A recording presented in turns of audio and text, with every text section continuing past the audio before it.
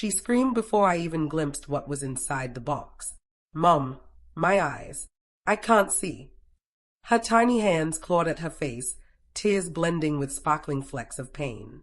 I froze for a heartbeat, then instinct took control. My husband, Mark, scooped her up and dashed to the car. I remember the engine roaring down the driveway, then silence. When he returned 2 hours later, he wasn't alone. The police followed him in. That's when I realized he had already made his choice. Betrayal is strange. It sounds so soft when it finally shatters you. No thunder, no alarms, just the quiet click of a door shutting behind the man who vowed he'd never leave. I met Mark when I was 22. He carried an effortless confidence, a gentle voice, and steady eyes.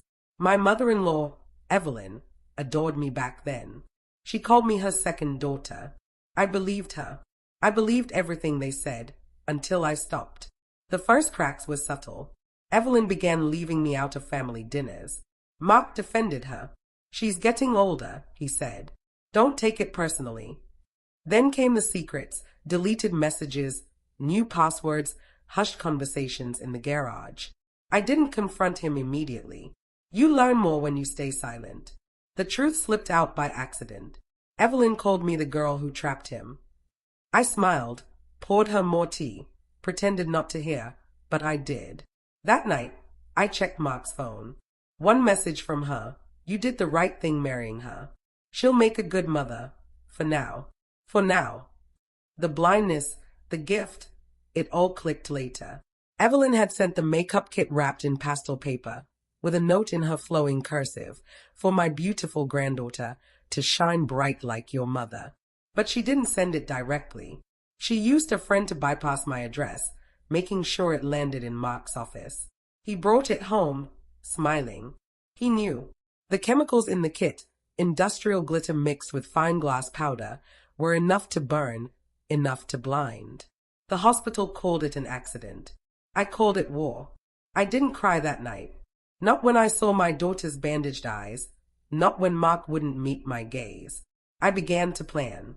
Grief didn't weaken me. It sharpened me. I started with Evelyn's finances. Years of helping with her paperwork had given me access to everything. Her accounts, her will, her medical records. I uncovered things she'd never want public. Unpaid taxes, secret loans, an affair with her accountant. Mark was simple. His passwords were her birthday.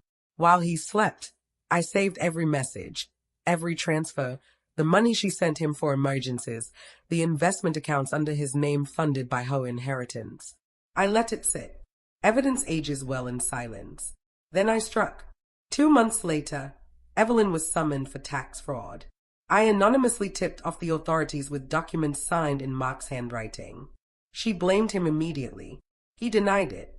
They tore into each other while I pulled the last thread. Our joint account emptied, his car sold, the house mine. He'd signed it over during refinancing last year, too careless to read the fine print. By the time he realized his mother was indicted, his job suspended, and every friend aware of his true nature, it was too late. I made sure of that. Emails, screenshots, the accidental leaks, all pieces in place. One night, desperate and shaking, he came to me. "You did this," he accused. "Yes," I said. "But you started it." He called the police the next morning, claiming I had poisoned my own daughter. That's who they came for, on her birthday. But they left with him. Evelyn's fingerprints were on the packaging, the receipts paid with his card. The kit had been delivered to his office, not our home. The detective looked at me like he already understood. I didn't cry then either. Evelyn died awaiting trial. A stroke, they said. Mark took a plea deal, accessory to assault, negligence, tampering with evidence. 5 years, maybe less. My daughter regained sight in one eye. She's learning to read again, stronger than I ever was. Every birthday, we light a candle, not for celebration, but remembrance. She once asked, "Mom, do you hate them?" I told her the truth. No. Hate gives them power. She nodded thoughtfully, then said something that made my chest ache in the best way. "They gave me pain, but you gave it back." She doesn't know how right she is. Justice doesn't always wear a badge. Sometimes it wears a calm smile and waits.